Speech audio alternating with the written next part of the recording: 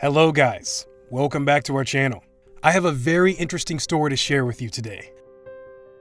A cop pretended to be a disabled person in a wheelchair to trap robbers. Staff Sergeant Mark Horsley went deep undercover in Vancouver. Following a series of robberies and assaults on members of the disabled community, people were beaten up and mugged as they sat in their wheelchairs, unable to escape their heartless attackers. There have been 28 crimes in a single year reported. One victim was even sexually assaulted, and another 6 sought medical attention, and the police realized something had to be done. As a result, Staff Sergeant Horsley agreed that it was time to take to the streets. He came up with the plot to pose as a disabled man in a wheelchair on the streets of Vancouver's infamous Eastside downtown.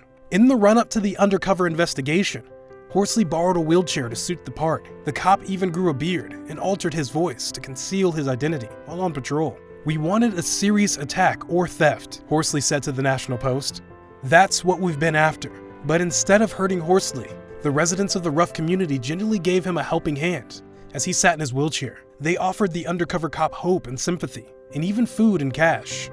Indeed, while Horsley would spend the days flaunting cash and valuables from an unbridled fanny pack, no one tried to snatch any of his belongings.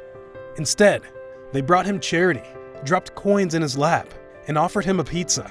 At least one of the passerbys even stopped to take a photograph with him. In a shocking twist, even the police-known suspect confronted Horsley as he sat in his wheelchair. It wasn't, however, to rob him, just to advise him that he should be careful with his belongings. Moreover, in a video recording the undercover activity, a man can be seen asking the staff sergeant if he can pray for his well-being. It also shows another well-wisher asking Horsley how he cared for his mother, who also used a wheelchair. The community's reaction was to the local code of honor, also among the thieves. The stealing of the disabled was behind their ethical expectations. In reality, people were so generous that Horsley actually managed to make a $24 profit on the streets.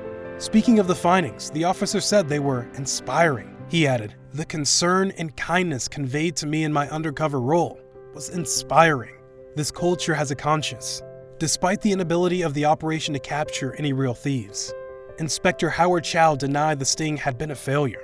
Speaking of the operation, Chow told the National Post, "I wish we would have captured one of these monsters, but it wasn't all bad news for the police department. At the end of it, we were $24 ahead of the time we began. And if the findings of this investigation prove something, it is that there are good-hearted people everywhere. We can say it's so inspiring. When the strong no longer prey on the poor, we become civilized." Dear friends, that's all for today. Thank you for watching, and please don't forget to subscribe to our channel. See you soon. Bye.